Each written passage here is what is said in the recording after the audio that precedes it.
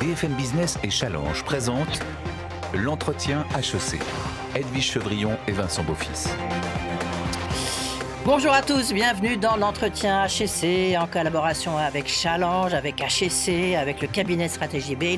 On est ensemble avec Vincent Beaufils pour faire passer l'entretien HEC à une personnalité. Bonjour Vincent. Bonjour Edwige. Et aujourd'hui notre invité est PDG du leader mondial des tickets restaurants et des services spécifiques. On verra ce que c'est que les services spécifiques aux entreprises Edenred.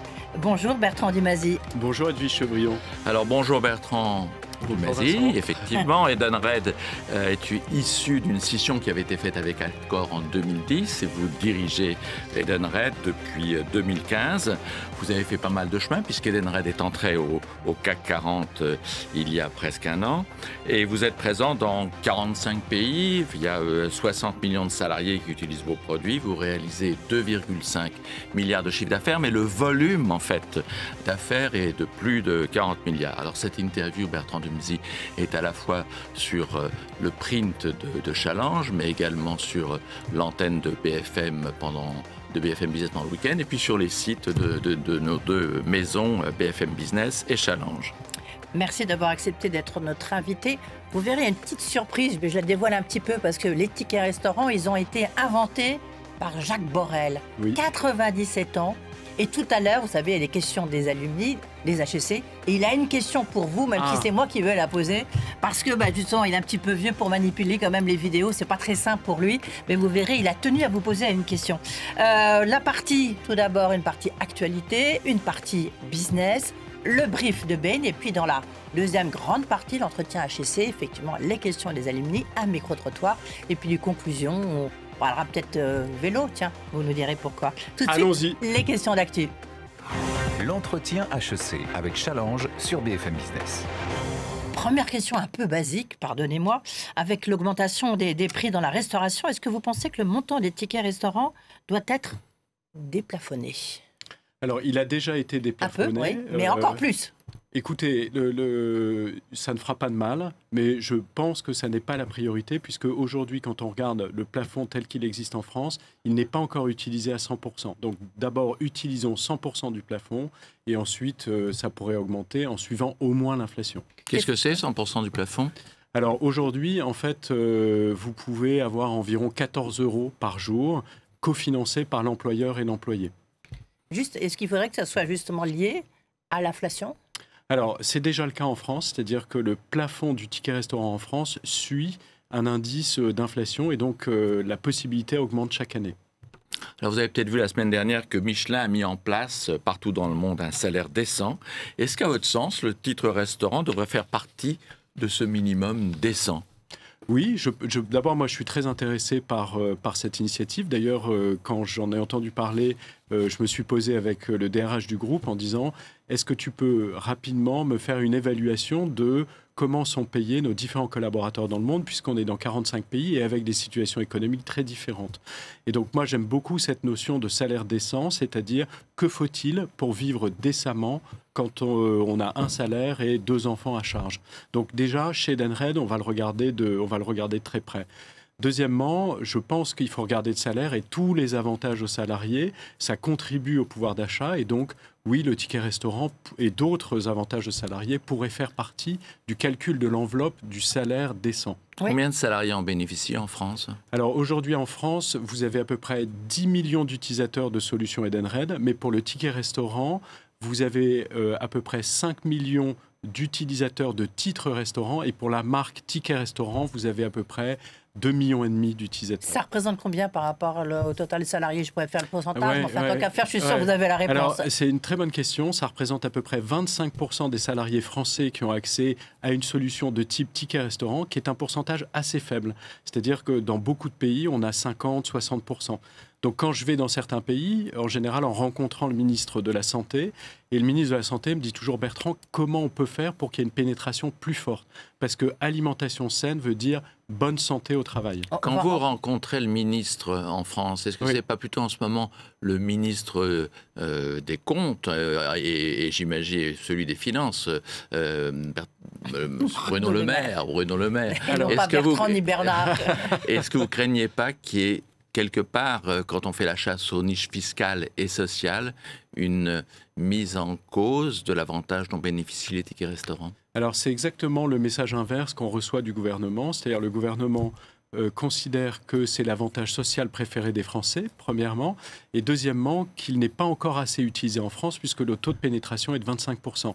Donc Madame Olivia Grégoire, qui s'est emparée du dossier et qui a fini ses consultations, je tiens d'ailleurs à saluer la volonté d'écouter chacune des parties prenantes, et plutôt dans un mode, que faut-il faire pour renforcer le dispositif en France? Eh bien, on reviendra là-dessus, parce que c'est une des questions que vous pose Jacques Borrell, l'inquiétude de Jacques Borrell. Est-ce que pour vous, quand même, ça fait partie, on sait qu'il y a une guerre des talents, difficulté pour certaines entreprises, dans certains secteurs, de recruter des salariés. Est-ce que ça fait partie de cette fidélisation des entreprises? Est-ce que vos services font partie de cette fidélisation? En tous les cas, c'est ça que vous vendez? C'est exactement ça qu'on vend, c'est-à-dire qu'en gros, le phénomène est le suivant. Vous avez des populations actives vieillissantes partout dans le monde, premièrement. Deuxièmement, vous avez un taux de chômage qui est faible.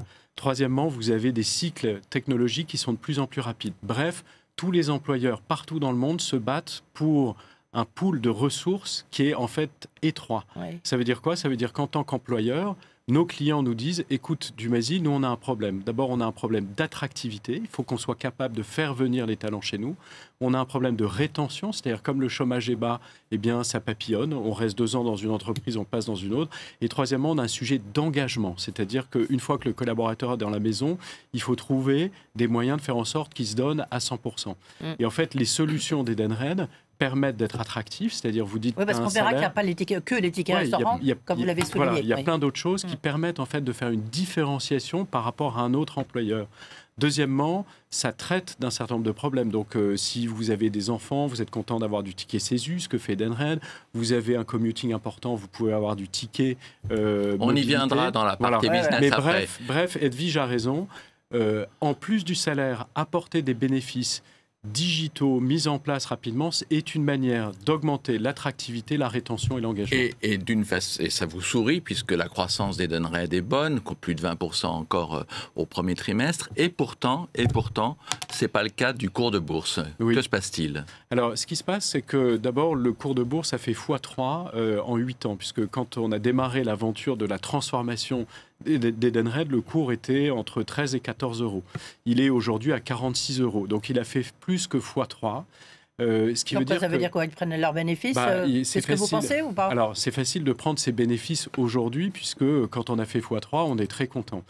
Et on a eu un cycle complet. Et donc là, on a un nouveau cycle qui démarre. Et quand vous regardez en fait toutes les entreprises de très grande croissance avec une bonne visibilité, il y a toujours un moment à plateau, paf, et puis après ça repart. Donc on est en train de reconstituer un pool de nouveaux actionnaires qui vont nous accompagner pour le cycle suivant. Oui, mais quand même, Bertrand Dumazy, est-ce que c'est pas lié un peu à un sujet que vous n'allez pas forcément apprécier, mais à une enquête en Italie, oui. Et puis quand même une décision de l'autorité de la concurrence qui a condamné avec 3 autres entreprises pour entente illicite avec une forte amende de 158 millions d'euros. Est-ce que c'est pas ça quand même? Ça a un peu impressionné les investisseurs, oui. Vous l'avez observé comme moi, j'imagine. Oui, absolument. Alors sur l'amende, ça, je ne pense pas, parce que c'est une affaire qui a duré de 2000 à 2015. Oui. Donc ça fait vraiment partie du passé. Et cette amende a été payée il y a 3 ans. Oui, donc en fait, on est allé en appel. Non, okay. ça, je pense qu'on peut le mettre de côté.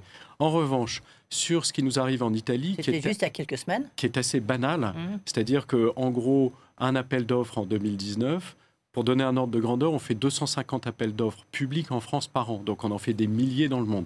Appel d'offres en 2019, on gagne 40% de l'appel d'offres. On marche sur les orteils d'un acteur privé italien qui s'appelle Repas, qui n'est pas content puisqu'on lui a retiré en gros 50% de son chiffre d'affaires. Je me mets à sa place. Il va au tribunal de commerce en disant Edenred n'a pas rempli correctement l'appel d'offres. Ouais. Le juge en première instance dit non, ça va. En appel, le juge dit oui, c'est pas parfait et donc vous rendez un des lots.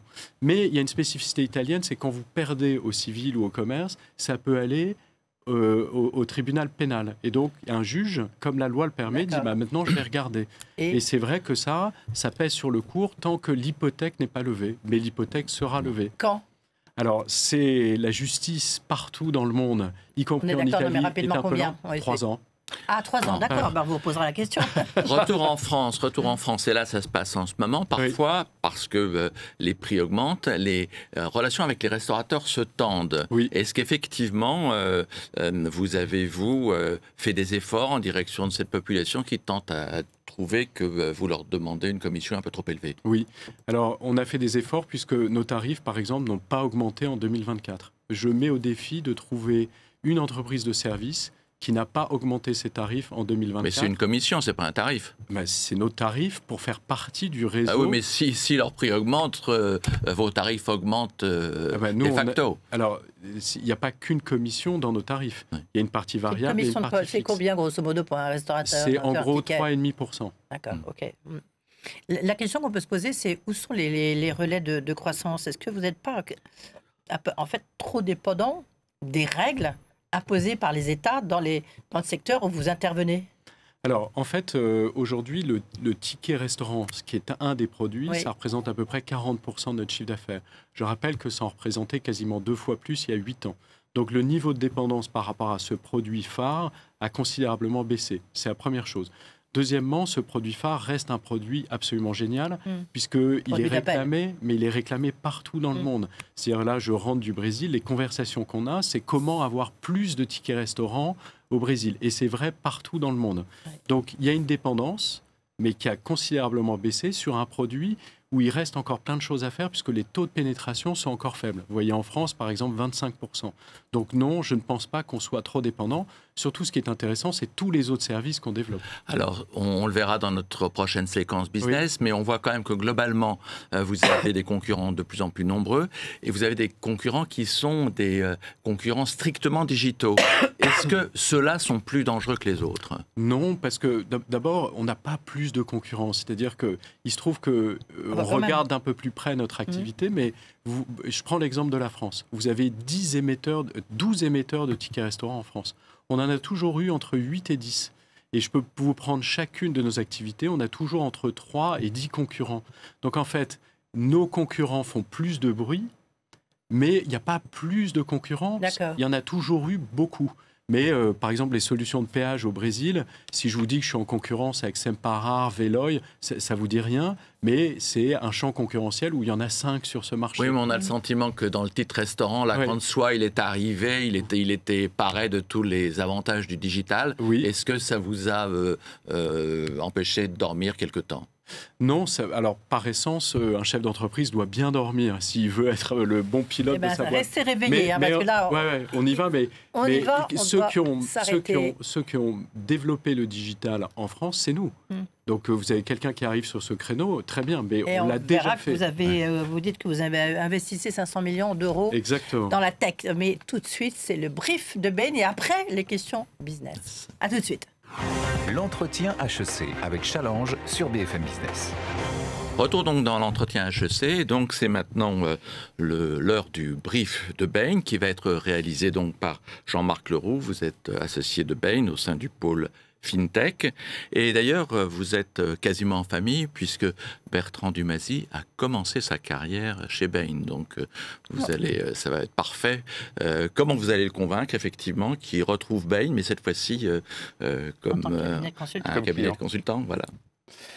Merci. Bonjour Bertrand Dumazy. Salut Jean-Marc. Bonjour Élie Chevrillon et bonjour Vincent Beaufils. Merci pour l'introduction. On a effectivement commencé ensemble chez Bain il y a très longtemps. D'abord, bravo Bertrand Dumazy pour ce parcours.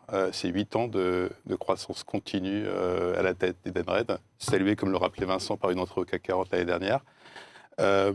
Edenred, c'est un des leaders incontournables des services de paiement spécialisés. C'est-à-dire que le métier d'Edenred, ça consiste à finalement aider vos clients entreprises à fournir à leurs employés toute une série de services de toute nature qui sont, eux, délivrés par vos réseaux de partenaires. Et donc, c'est un métier qui a l'air simple à expliquer comme ça, mais qui est assez complexe à gérer. Vous faites ce métier dans 2 grandes familles de marchés, les marchés des bénéfices employés, dont on a pas mal parlé au début, et le marché des flottes et de la mobilité, donc il ne faut pas ignorer, parce qu'il a aussi un rôle important dans votre stratégie. Et ces marchés, vous les adressez de façon mondiale dans tous les pays du monde. Le marché des bénéfices employés, c'est un marché qui est très dynamique, vous l'avez pas mal évoqué déjà, Edwige et Vincent. Pourquoi? Parce qu'il y a la guerre des talents, les entreprises ont besoin de se différencier avec des offres qui deviennent de plus en plus nombreuses. Une enquête de Bain & Compagnie montrait récemment que les grandes entreprises ont au moins 10 bénéfices différents pour les employés. Donc on connaît le ticket restaurant que vous avez inventé, mais il y a aussi la santé, le bien-être, les enfants, etc., etc. C'est des marchés qui sont assez résilients, c'est-à-dire qui résistent pas mal aux crises. Les employeurs ne les retirent pas pendant les crises économiques. Et c'est des marchés qui sont en croissance à 2 chiffres dans le monde entier. Et puis à côté de ça, il y a le marché de la mobilité et des flottes d'entreprises. Donc pareil, vous aidez les employés de vos clients à utiliser les véhicules d'entreprise. Vous accompagnez aussi vos clients dans leur électrification de flotte, qui est un vrai sujet aujourd'hui, qui vous permet de vendre d'autres services encore aux entreprises, comme la recharge électrique. Dans ce contexte-là, vous avez délivré une performance remarquable. Je crois, Vincent, vous le rappeliez, croissance de 20% au dernier trimestre, mais croissance de 20% pendant les 8 derniers trimestres. Donc c'est assez spectaculaire, beaucoup plus que vos marchés de référence. C'est basé sur une belle croissance organique. Je pense que c'est basé sur une qualité de service déjà assez irréprochable. Beaucoup de clients en parlent. Mais alors, les défis?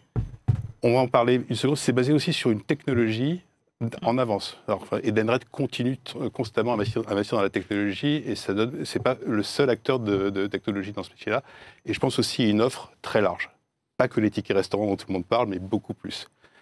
Et vous augmentez d'ailleurs cette offre régulièrement par des acquisitions. Reward Gateway l'an dernier dans les employés bénéfices, Spirit dans le monde des flottes, etc. Mais Jean-Marc, il nous faut la question maintenant. La question maintenant, c'est comment vous allez faire chez Edenred pour continuer à maintenir votre leadership et à continuer à gagner alors que cette offre des concurrents se complexifie et que les attentes des clients aussi se complexifient.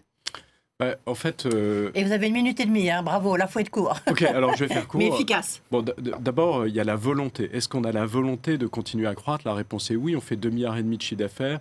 On a dit qu'on ferait au moins 5 milliards à 2030. Donc, est-ce qu'on a la volonté de croître? La réponse est oui. Deuxièmement, est-ce qu'on a les moyens? C'est-à-dire, est-ce qu'on investit? On investit massivement. Donc, en technologie, on a investi 500 millions en 2023. On en investira presque 600 millions en 2024. Donc on a les moyens de nos ambitions aussi. Et la combinaison d'une ambition forte et d'un engagement massif en termes d'investissement doit nous permettre de continuer à progresser. Ensuite, l'innovation, c'est un muscle. C'est un muscle qu'il faut travailler tous les jours. On le travaille en interne, mais on se fait aider aussi. C'est-à-dire que le dispositif d'innovation chez Edenred, c'est d'abord, on fait partie, on est des limited partners dans des fonds d'investissement comme Raise ou Partech en Europe, mais aussi dans le reste du monde. On a notre propre fonds de capital investissement qui s'appelle Edenred Capital Partners et qui investit dans une vingtaine de startups pour continuer à comprendre ce qui se passe sur le marché, donc avoir le feeling, mais aussi être capable d'intégrer ce que les autres font de bien. Donc en gros, c'est une volonté forte, affichée, c'est de l'investissement et c'est des coups de pied au derrière qu'on organise pour être sûr de continuer à être agile et innovant. Moi, j'ai juste une question, puisque vous avez commencé chez Bain, un des meilleurs cabinets de stratégie, on est d'accord. Mais est-ce que ça vous forme suffisamment pour diriger ensuite 12 000 personnes? Vous voyez, ce n'est pas du tout le même exercice. Non, ce n'est pas le même exercice, mais en tout cas, c'est une bonne école. C'est-à-dire, c'est une bonne école d'analyse stratégique, voilà. C'est une bonne école de compréhension des grands équilibres, et c'est probablement une bonne école de savoir ce qu'on ne sait pas. C'est-à-dire que comme on est confronté à des tas de situations différentes, on a une conscience aiguë de ce qu'on ne sait pas. Et donc, savoir ce qu'on ne sait pas, c'est probablement l'étape numéro 1 du progrès. Voilà une belle réponse pour vous, en tous les cas, Jean-Marc Leroux. Merci beaucoup. Tout de suite, on poursuit avec la question business. L'entretien HEC avec Challenge sur BFM Business. Nous sommes donc dans l'entretien de Bertrand Dumazy et nous allons rentrer maintenant dans le vif du sujet, c'est-à-dire Bain et vous nous avez dit que objectif croissance, 5 milliards en 2030. Donc derrière le titre restaurant, quelles sont les diversifications qui vous apparaissent les plus prometteuses? Et pour terminer sur ce sujet-là, est-ce qu'effectivement il y a des diversifications possibles dans le sujet des bornes à recharge électrique où là, on a l'impression qu'il y a besoin un peu de standardisation? Oui. Alors, je vais commencer par ça. Donc, nous, la mobilité, ça fait à peu près 30% de notre chiffre d'affaires. C'est aussi en croissance à 2 chiffres. Si vous avez une carte Edenred, vous pouvez faire votre plein d'essence, d'éthanol, de bioéthanol, et désormais, vous pouvez recharger votre véhicule hybride ou électrique dans 570 000 bornes en Europe. Mais en fait, en parlant à nos clients nous disent « Ouais, Dumazy, c'est bien, tes 570 000 bornes, mais en fait, on a besoin d'autres services. Moi, je suis patron d'une flotte de véhicules de livraison. Et en fait, d'abord, je dois être capable de recharger non pas sur la route, mais essentiellement dans mes dépôts. Et je ne sais pas comment faire. Donc, aide-moi à installer des bornes dans les dépôts. On va le faire. Deuxièmement, je ne sais jamais comment les bornes, si elles fonctionnent, et quand elles ne fonctionnent pas, à quelle puissance je peux quand même en tirer, donc à quelle borne je vais. Donc, aide-moi à gérer en fait mon parc de bornes. On va le faire avec un operating system. Donc, vous avez un téléphone portable, dedans, il y a un operating system. Les bornes, désormais, vont être gérées par des operating systems déployés par Edenred.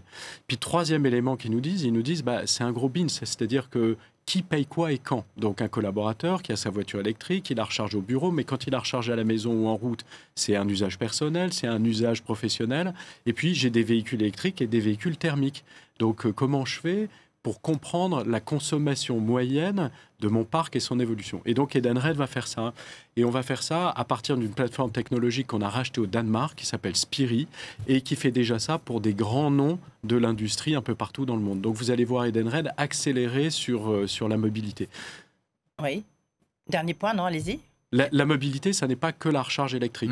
Vous avez aussi l'utilisation des transports en commun. On vient de faire un achat au Brésil. Vous avez au Brésil 130 millions d'utilisateurs de transports en commun tous les jours. Et on est en train de devenir leader de l'accès aux transports en commun avec de l'argent dédié sur un compte Edenred. Il y a une question sur le Brésil, justement. C'est pour ça que je me permettais de vous interrompre, parce qu'il y a une question sur le Brésil de quelqu'un qui est très intéressé. Vous verrez ça par la question. Mais à l'inverse, quels nouveaux usages n'ont pas fonctionné ?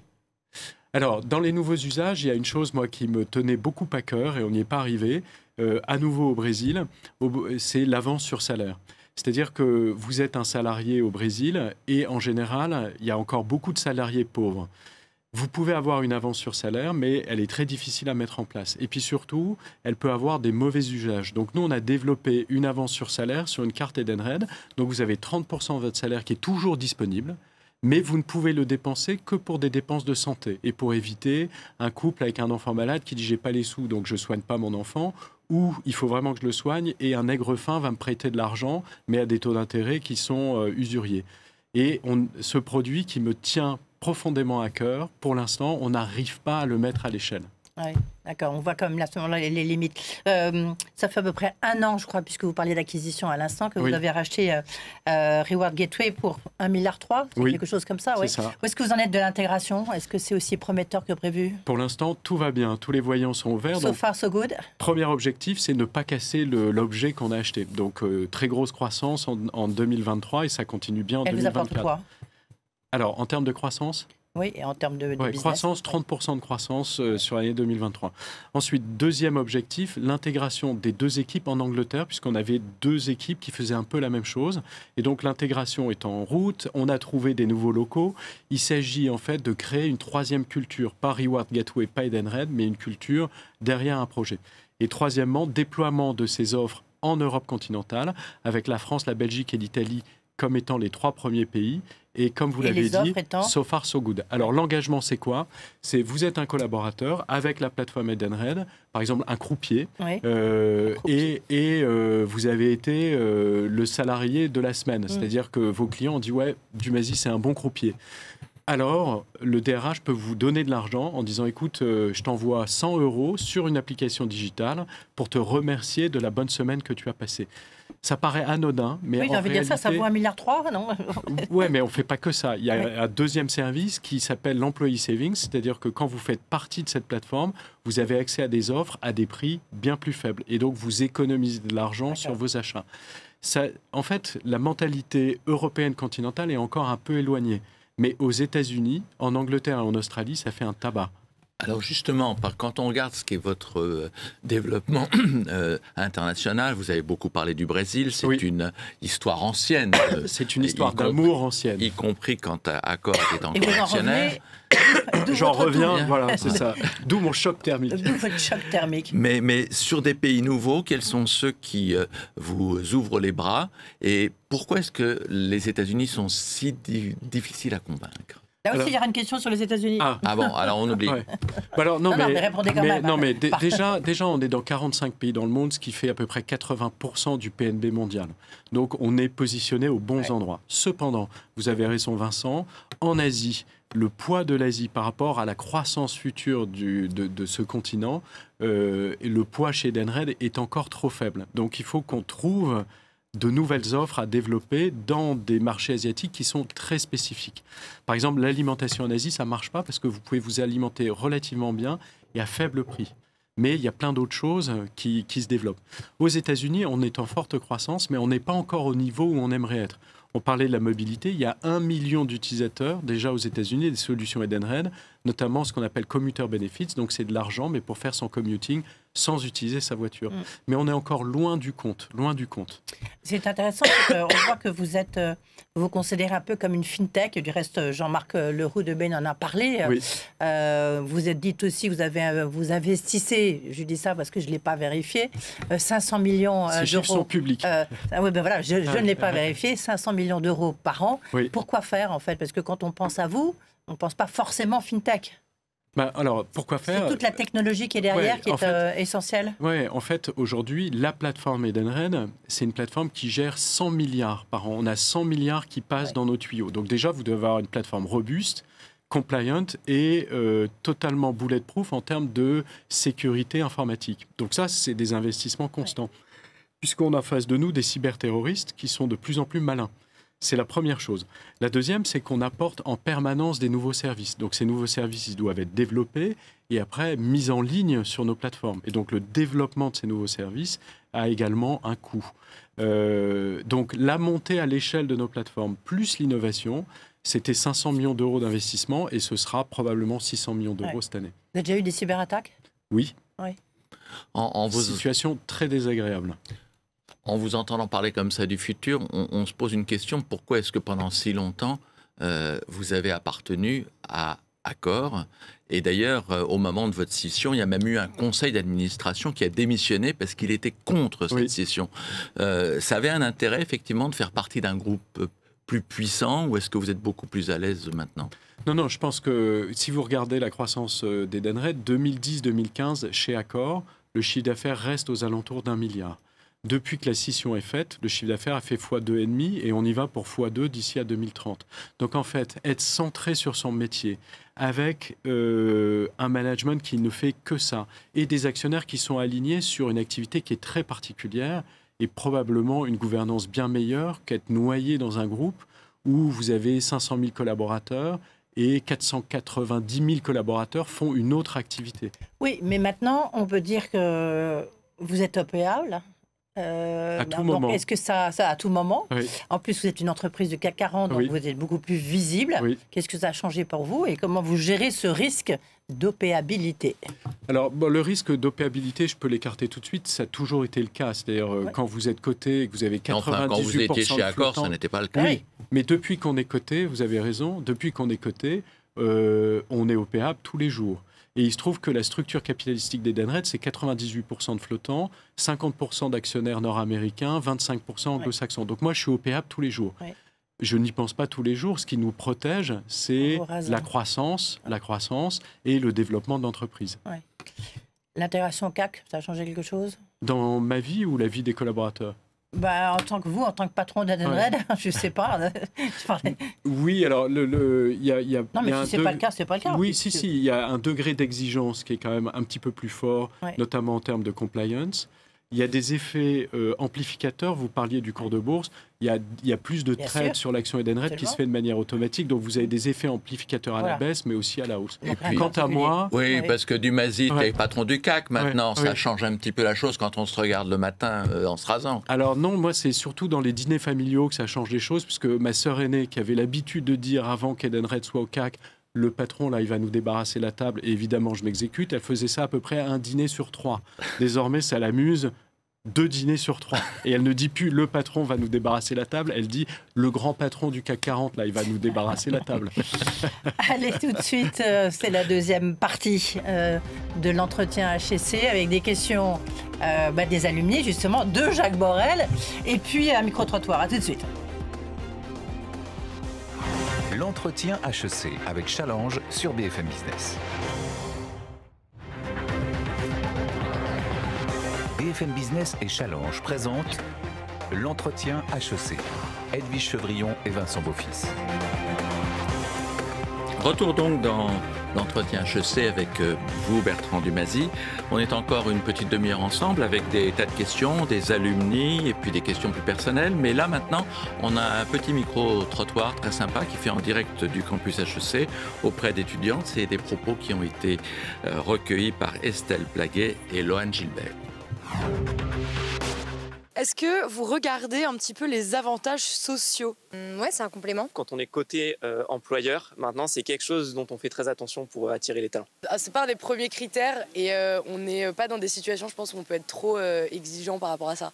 Franchement, les tickets restaurants, ça peut faire la différence. Moi, je suis plutôt secteur public, justement, et ça peut faire la différence. Ouais. Si je te montre ça, est-ce que ça te parle? Mes parents en ont une, ouais. Si je vous montre ceci... Non, c'est pas vrai. Mon ancien stage ici, regardez. Ah, en direct. Plus, ils ont transféré, mais en direct, c'est live, c'est vrai, il n'y a pas de, il y a pas de mensonge. On m'expliquait que le format dématérialisé, c'était un peu la nouvelle tendance. D'ailleurs, quel groupe opère la carte ticket restaurant? Swile, non? Ouais, Swile. Sinon, il y a Edenred. J'aurais tendance à dire Edenred, mais... Un groupe qui est donc dirigé par Bertrand Dumazy, qui est notre invité ce mois-ci. Est-ce que vous savez d'ailleurs comment sont financés les tickets restaurants? Par l'entreprise. En partie. Moi, j'ai eu 3 mois de tickets restaurant, mais qu'on me donnait au fur et à mesure, quoi. Et donc, pas plus que ça, quoi. Je savais pas vraiment comment ça marchait. On m'expliquait pas davantage. Ça retire peut-être certaines cotisations pour le patron ou enfin, je sais pas, des choses comme ça. Pensez que le ticket restaurant, c'est uniquement un concept français? Ouais, moi j'ai travaillé 1 an aux États-Unis et on n'avait pas du tout de ticket restaurant, donc effectivement très français, j'ai l'impression de ce point de vue-là. Le restaurant est très dans la culture française et les avantages sociaux, la France était quand même pas mal avancée, donc je pense que je dirais oui. Ça marche au Chili aussi. Non, je crois que c'est assez, enfin, ça s'internationalise. Ça a l'air d'être quelque chose de peut-être à l'origine français. Ouais, c'est ça. Combien de repas sont payés avec une solution Edenred chaque année dans le monde? Je dirais des centaines de millions, quoi. Vous avez dit qu'ils opéraient dans 45 pays. Ok, à raison de, moi je dirais en France, 10 millions. Je serais peut-être sur un petit milliard. Ouais, un petit milliard quoi, ouais. Moi je dirais le milliard de repas. Quel type d'avantage, autre que le ticket restaurant et le paiement de repas, pourrait être utilisé pour fidéliser les salariés d'une entreprise? La flexibilité dans les modes de travail, est-ce qu'il y a du télétravail? Je pense aux aides pour le transport, notamment tout ce qui est mobilité douce. Pour être pas mal, c'est par rapport aux gardes des enfants. Je sais que c'est de plus en plus dur pour les parents de trouver des places dans les crèches, etc. Et je pense que ça peut être des vrais avantages qui font la différence pour certaines entreprises. Tout ce qui relève aussi de la santé mentale, d'assurer le bien-être des salariés. Permettre des avantages en termes culturels, en termes de voyage, en termes de tout ça. Il y a des entreprises qui proposent ça. Et je pense que ça permet de retenir des talents. Bonjour Monsieur Dumazy. Moi, ma question, c'est quel est le plus gros challenge auquel vous faites face aujourd'hui chez Edenred? Dans le contexte très concurrentiel de l'émergence d'acteurs tech comme Swile, comment se positionne Edenred sur la question des tickets resto? Commentaire, non? Je sais pas. En fait, ils sont très bons. Non, mais ça ils sont très bons et toutes les questions posées sont intéressantes. Mais en 2 mots, est-ce que c'est une activité internationale? Oui, la France fait 15% de notre chiffre d'affaires. Il y a 45 pays dans le monde qui utilisent cette invention française. Deuxièmement, est-ce que c'est digital? Oui. C'est-à-dire, il n'y a plus qu'en France où il y a du ticket papier. Troisièmement, qui finance ça? C'est en gros 60% l'employeur, 40% l'employé. Eh bien justement, c'est très bien, vous faites le lien, vous êtes formidable. Tout de suite, c'est les questions des alumni, avec une petite exception donc. L'entretien HEC avec Challenge sur BFM Business. Question des alumni, comme je disais, une exception parce que Vincent Beaufils m'a rappelé qu'il est HEC, mais maintenant il a 97 ans, donc il n'a pas pu faire sa vidéo. Il a une question pour vous, c'est Jacques Borel, l'inventeur des tickets restaurants. C'est moi qui vais vous poser la question, enfin ça revient un peu.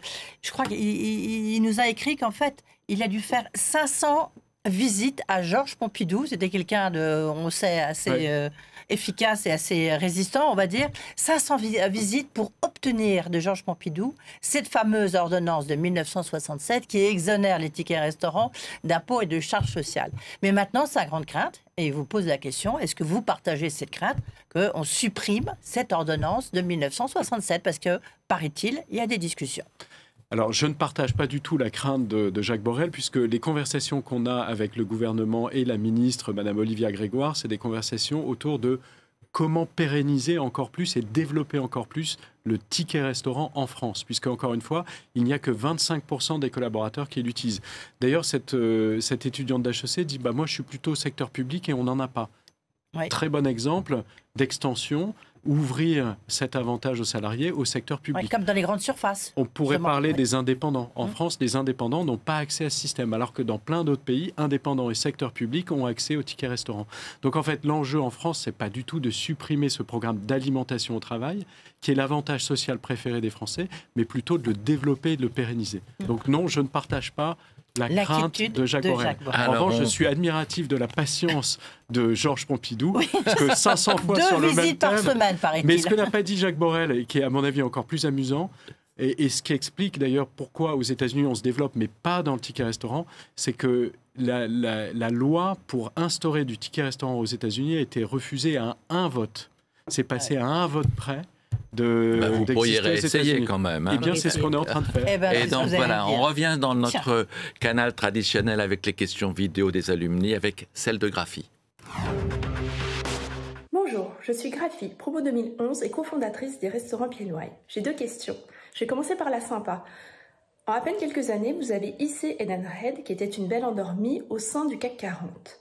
Si vous n'aviez qu'un seul conseil à donner à un entrepreneur, lequel cela serait-il ? La deuxième question, un peu moins sympa, c'est de savoir quand on aura vraiment la dématérialisation et surtout de la transparence à l'égard du restaurateur.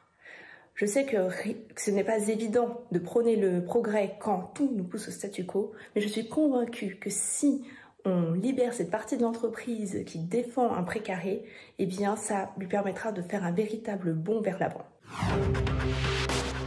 Alors, Graphie, à la première question, évidemment, mon conseil est de ne pas donner de conseils. Cependant, moi, je crois que le rôle d'un chef d'entreprise, c'est de créer les conditions de température et de pression qui font que chaque collaborateur ait envie de donner le meilleur de lui-même.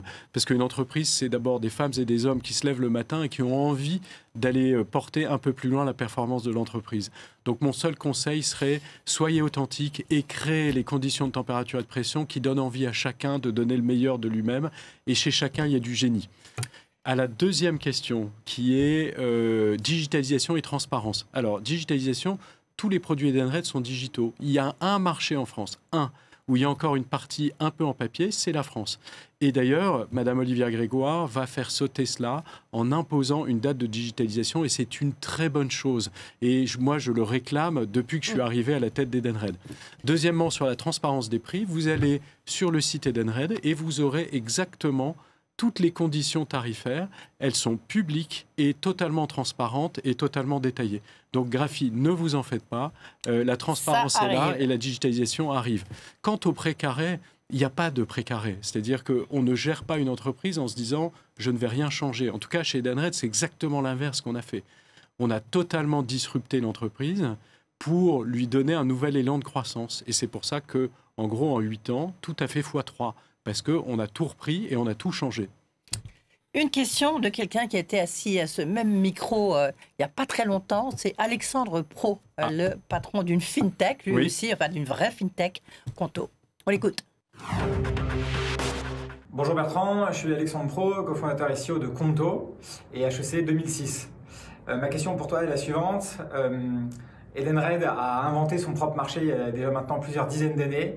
Et donc, je me demande comment, au quotidien, vous vous organisez concrètement pour continuer à innover avec une entreprise qui est déjà assez grande, assez grosse, et en plus avec pas mal de nouveaux acteurs qui arrivent sur le marché. Alexandre, merci pour ta question. Alors en fait, comme je l'expliquais auparavant, le désir d'innovation, d'abord c'est un muscle qu'il faut travailler régulièrement et se faire aider aussi pour le travailler par des petits coups de pied au derrière. C'est pour ça qu'on a notre propre fonds d'investissement, Venture Capital, donc Edenred Capital Partners, 100 millions d'euros de dotation. On est Limited Partners chez Raise et chez Partech, comme ça on voit ce qui se passe dans le monde entier sur les technologies et sur les inventions.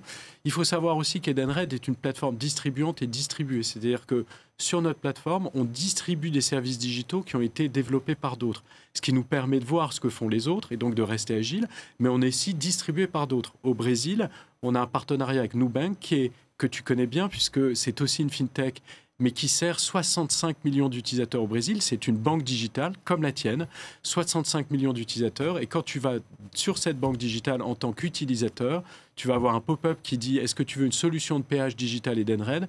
Si oui, en 4 clics, tu deviens en fait client d'Edenred.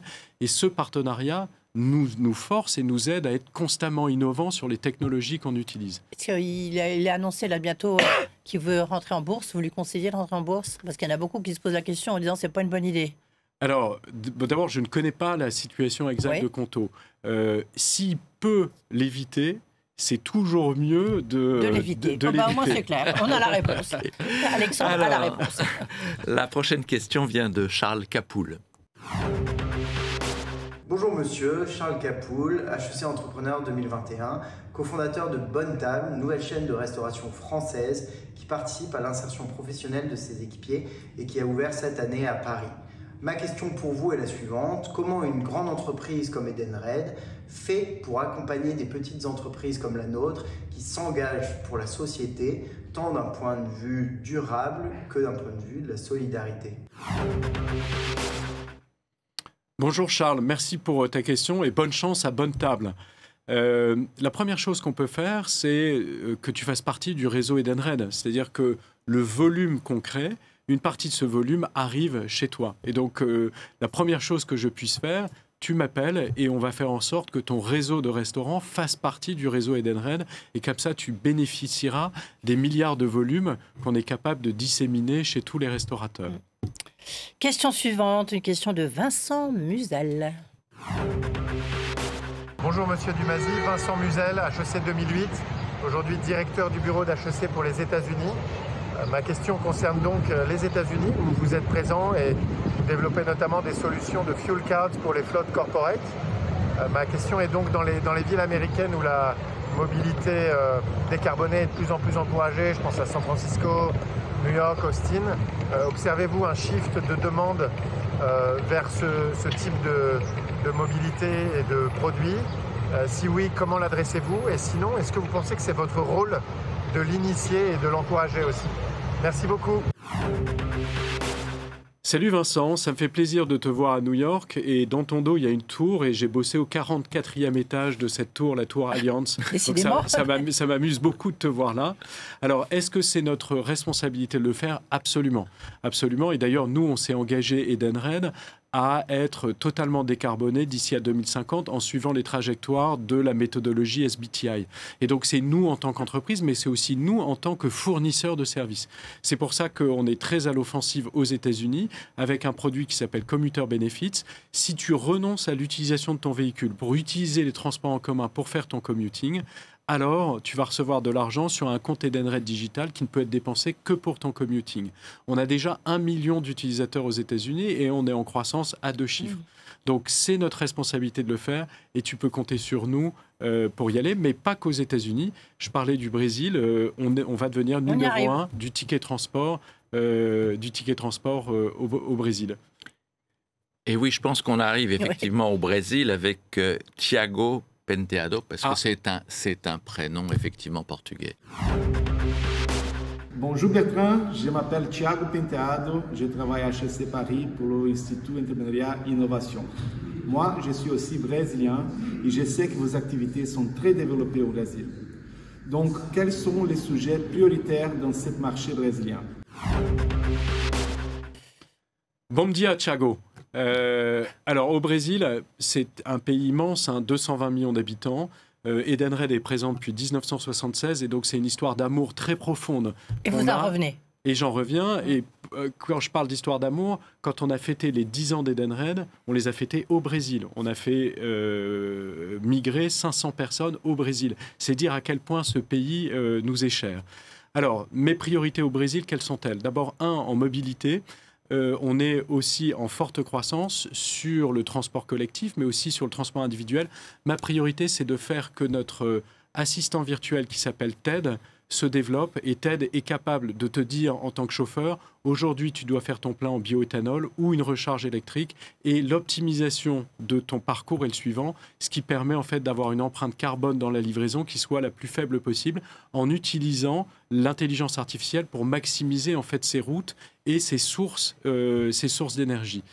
Ma deuxième priorité au Brésil, c'est le péage qui se développe énormément au Brésil, en B2B mais aussi en B2C, avec nos solutions qui s'appellent Tagui. On est rentré sur ce marché, on est en très forte croissance. Et le péage de quoi ?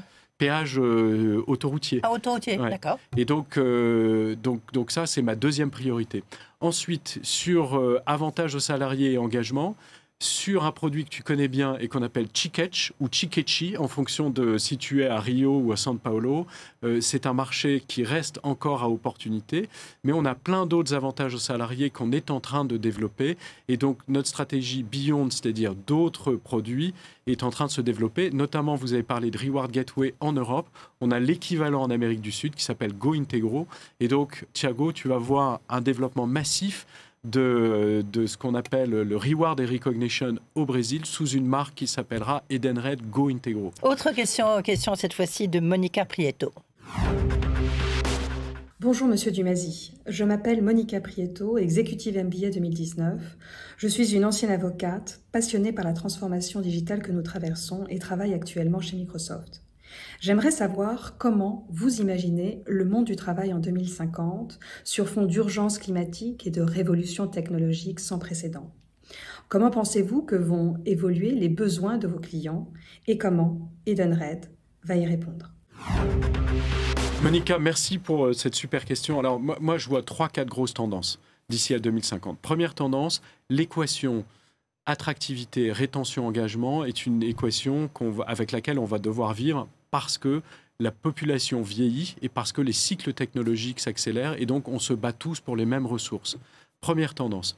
Deuxième tendance forte, l'individualisation des avantages aux salariés. Les générations actuelles n'acceptent plus l'idée que ce soit le même régime pour tout le monde. Et donc, les employeurs vont devoir en fait personnaliser de plus en plus le type d'avantage. Donc, je suis jeune, j'ai envie d'aller au resto, c'est du ticket resto. J'avance un peu en âge, j'ai des enfants, donc j'ai d'autres besoins, du ticket CESU pour la garde des enfants. J'avance un petit peu en âge, c'est mon commuting parce que j'ai acheté une maison et qui est à 30 km de mon lieu de travail. Donc deuxième grosse tendance, la personnalisation des avantages aux salariés. Troisième grosse tendance, je pense que comme on le voit dans les pays d'Europe du Nord, il va y avoir une compréhension que la santé, qui est notre seul actif, dépend de 3 choses. 1, une alimentation saine, nous sommes ce que nous mangeons. Deuxièmement, une activité physique. Et troisièmement, un bien-être psychologique. Et d'ailleurs, c'est ce qu'essaye de faire Edenred. Reward Gateway, c'est le bien-être psychologique. L'alimentation au travail, c'est le ticket restaurant. Il nous manque un ticket sport qui existe dans les pays du Nord. Donc ça, je dirais que c'est la troisième grosse tendance que je vois d'ici à 2050. Et il nous reste à peine 1 minute et demie pour la dernière question de Léa et la réponse. Bonjour, je m'appelle Léa, HEC Promo 2020, Grande École. Nous sommes live de la HEC UK House. Je travaille pour l'entreprise Louis Dreyfus et qui est dans le secteur agrocommodité. J'aimerais bien vous poser comme question, c'est aujourd'hui, avec l'engagement croissant de l'Union européenne pour lutter contre la déforestation et une conscience croissante du côté consommateur pour une alimentation plus pour promouvoir le côté social et l'environnemental. Comment vous comptez collaborer avec vos fournisseurs et vos restaurateurs pour un approvisionnement plus durable et responsable? Léa, merci pour ta question. Alors, déjà, nous, la première source qui peut être impliquée dans la déforestation, c'est du ticket papier. Nous, on veut la mort du papier, voire même la mort de la carte. C'est-à-dire qu'aujourd'hui, en Finlande ou en Espagne, quand vous êtes client d'Edenred, vous n'avez même plus de carte plastique, vous avez juste votre téléphone portable. Donc, c'est se passer de supports qui sont un peu artificiels et qui ont une empreinte carbone qui n'est pas bonne. Deuxièmement, pour les restaurateurs, Edenred est à la tête d'une initiative pan-européenne qui s'appelle le programme Food et qui essaye en fait de faire la promotion d'une alimentation saine d'abord pour ceux qui prennent cette alimentation, mais aussi pour ceux qui la préparent. Et donc ce programme Food est à peu près dans 10 pays européens. On a des interlocuteurs, on pousse pour que les restaurateurs appartiennent en fait à cette certification Food. C'est la deuxième chose qu'on puisse faire, Léa. La troisième, c'est d'une manière générale la décarbonation. À nous de nous engager en tant qu'entreprise, mais aussi avec les services qu'on propose. Je te donne un exemple. En Belgique, on a un service qui s'appelle l'éco-chèque. L'éco-chèque, c'est de l'argent, mais qu'on ne peut dépenser que pour des produits dits écologiques. 1 € d'éco-chèque, 1 kg de CO2 économisé. Voilà ce qu'on peut faire. Merci beaucoup. Conclusion quand même, quelques questions un peu personnelles, vous allez voir ça. L'entretien HEC avec Challenge sur BFM Business. Dans cette partie éducation un petit peu vide poche, est-ce que vous êtes favorable à la taxe sur les super profits, sur les super riches qui nous occupent beaucoup? Non. Pourquoi? Parce que vous en faites partie? Non. Alors j'aimerais bien en faire partie, mais en fait, trop d'impôts tue l'impôt. Et donc il y a un moment où les gens talentueux qui ont innové et entrepris ont déjà suffisamment contribué à la collectivité. Je pense qu'on est à peu près au bon niveau en France. Alors, Bertrand Dumazy, vous avez une devise personnelle qui est tenir, s'y tenir, se tenir. J'aimerais bien que ces 3 éléments qui sont assez différents, vous pourriez les illustrer avec des exemples différents. Comment effectivement vous tenez, vous s'y tenez et vous se tenez. Alors, d'abord, tenir, ça veut dire tenir face à des mers qui parfois peuvent être un peu déchaînées. Donc, ça veut dire garder son cap et garder l'espoir. Il y a toujours des petites traversées du désert et on finit toujours par en sortir. Donc ça, c'est ce que ça veut dire pour moi pour tenir. Se tenir, ça veut dire que quelles que soient les difficultés, quels que soient les moments de stress, garder une attitude respectueuse vis-à-vis d'autrui me paraît être tout à fait sain dans une société où il n'est pas facile en fait de vivre avec les autres. Mais si on ne fait pas d'efforts de courtoisie et de gentillesse, alors l'homme redevient un loup pour l'homme. Donc ça, pour moi, ça serait se tenir, essayer de se tenir à peu près correctement. Je ne fais la leçon à personne, la longue liste de mes manquements est infinie, mais c'est quand même bon de se le rappeler. Il n'y a pas de rapport qui valse dans votre bureau quand vous n'êtes pas satisfait de ce que vous voyez arriver sur votre table. Et quand j'ai des petits accès de colère, il m'arrive souvent le soir de rappeler un collaborateur en disant je n'ai pas été à la hauteur de ce que tu peux attendre de ton patron et donc je te prie de bien vouloir m'excuser. Donc ça, pour moi, c'est se tenir. Et s'y tenir, c'est qu'une fois qu'on a pris une décision, il faut pas revenir immédiatement dessus. On prend une décision et on y va et on va faire en sorte que cette décision soit la meilleure. Et donc, tergiverser, au bout d'un moment, devient tout à fait contre-productif. Donc, tenir, se tenir et s'y tenir. Vous avez un patron un peu iconique? Alors, j'en ai plusieurs. D'abord, je voudrais rendre hommage à Jean-Paul Villot, qui a été mon patron chez Néopost et qui était un homme absolument formidable. Formidable de patience, formidable d'intelligence et d'audace. Donc Jean-Paul a été pour moi quelqu'un qui m'a beaucoup marqué dans son rapport aux autres. Et d'ailleurs, on a parlé ensemble, ayant passé pas mal de temps aux États-Unis, l'importance de créer des conditions de température et de pression qui donnent à chacun l'envie de faire mieux.